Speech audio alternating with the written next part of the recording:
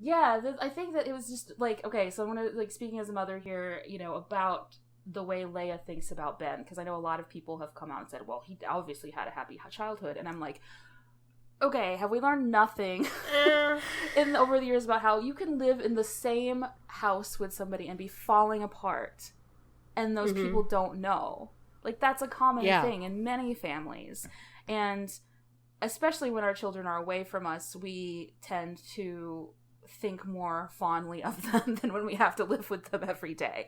So I think that Leia loving her child and having what seems to be a very good opinion of him doesn't mean that he was not already, like, a person who was hurt, or there were things, not like a dark person. And the thing that really upsets me about that assumption, I mean, it makes the assumption that in order for someone to be troubled, whether it's through mental illness, whether it's through bad life decisions or whatever, that it means they must have had a bad childhood, that something must have happened. Yeah. Because, I mean, there are plenty of us who, I mean, for me at least, my childhood looked perfectly idyllic. Yeah. And I'm a mess. Yeah, my best friend in elementary and junior high, like, from the outside, her family looked perfect. And, like, it's terrible, and it's, like, even into her adulthood now, she's estranged from her entire family. And so, I think that it's harmful for people who did have that kind of upbringing and already probably feel invisible because nobody believes them, for then people say that it's impossible for this to have happened for anything other than selfish reasons or him just being evil, if it happened when he was an adult, or if it happened because when he had a pretty good childhood. Yeah. I do think that there's a fanon thing where everybody needs to excuse, what a bad guy does. Right. Like, that happened, like, with Loki, where it's like, oh, Odin never loved him. And I think, like, even if Ben had a happy childhood, certainly he had a fractured childhood. Yes. Because Leia and Han, it's talked about in the book that they never spent all that much time together because Leia was very busy with her political career, and Han, has a, wandering soul. That doesn't mean that, Ben's, childhood wasn't happy, but he might not have the same stability. And there's a couple things, too, that, like, stuck out to me with Leia. She talks about how Han has trained all of these pilots, and she likes to imagine that he's doing it because, it reminds him of how he trained Luke, and, he's just doing it out of good of his heart. But she says that he thinks also it's to make up for the things that he would have taught their son. She also mentions that there's this random thing when she's talking to, the senator, his name's Ty, right? Tylin. Yeah. Tylin, yeah. And when he's sort of trying to suss out of her whether she's force sensitive, and she mentions, like, in her head something about just like my son, and she doesn't say anything, and it made me wonder, was his force sensitivity something that they kept secret? And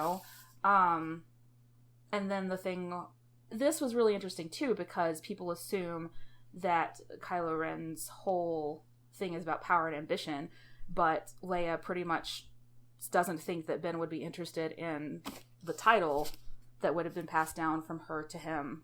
Right. I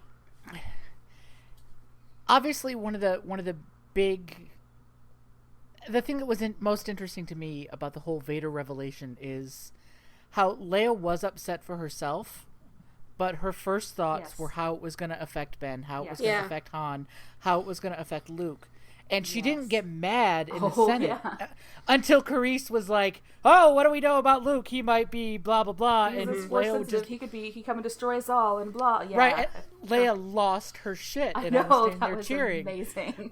But I really, the fact that Ben finds out about this in such a traumatic way. Yeah.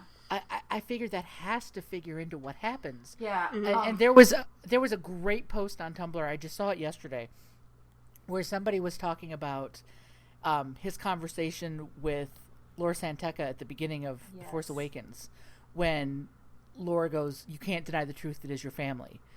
And Kylo's response is, "You're so right."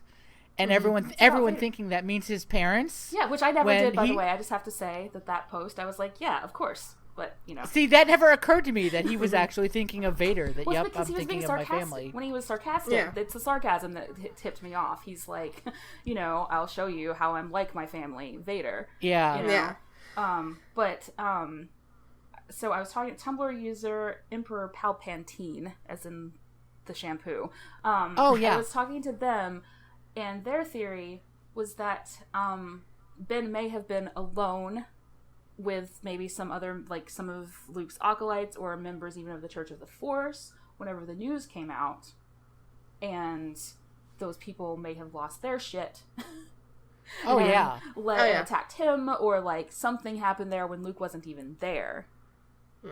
I think based on The Force Awakens, Kylo Ren obviously having a identity crisis, and he was probably having one even back then, where he's having feelings and he doesn't, you know, understand what's going on. He's, you know, struggling.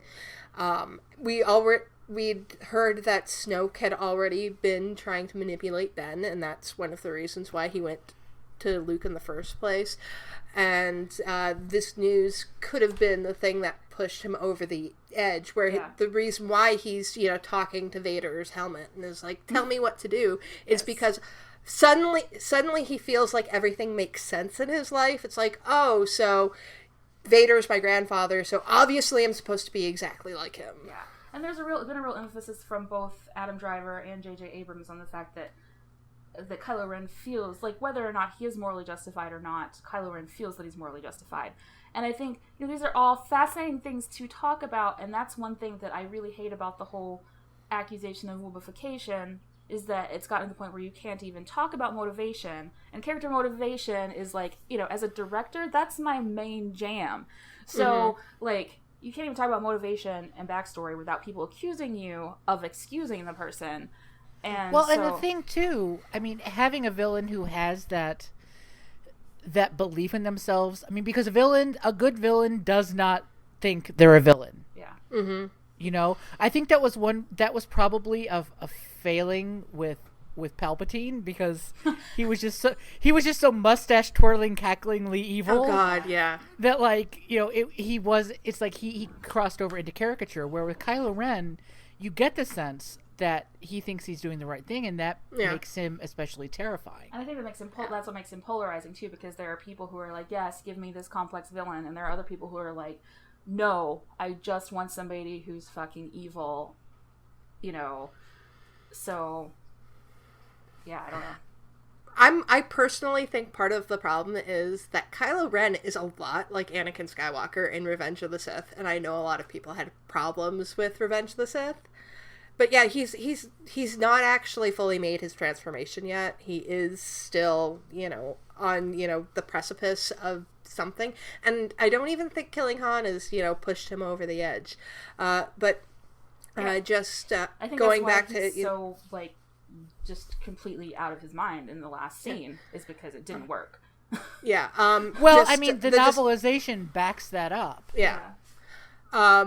We had talked about Han and his mentoring kids. I think part of that might be there was a lot of promise in Ben for his Force sensitivity, because obviously the Skywalker family had a very strong Force-sensitive lineage, and Ben was seen as, you know, the great hope. And I think Han might have felt a bit of powerlessness in that this was a world that he couldn't understand as much. I mean, Leia resisted it, but I think understood it more than Han did. And Han, you know, we see in this really wants to help mentor kids. Yes. But I think with Ben, he honestly couldn't, because this was a path that Ben was going to go on that Han couldn't be like, okay, here's, you know, what I went through. Mm-hmm. And, you know, he just had no point of reference. Yeah. And I think that also might be part of the reason why Han was the parent he had to kill rather than Leia. Because Han represents, you know, a disconnection from the Force. Oh, wow.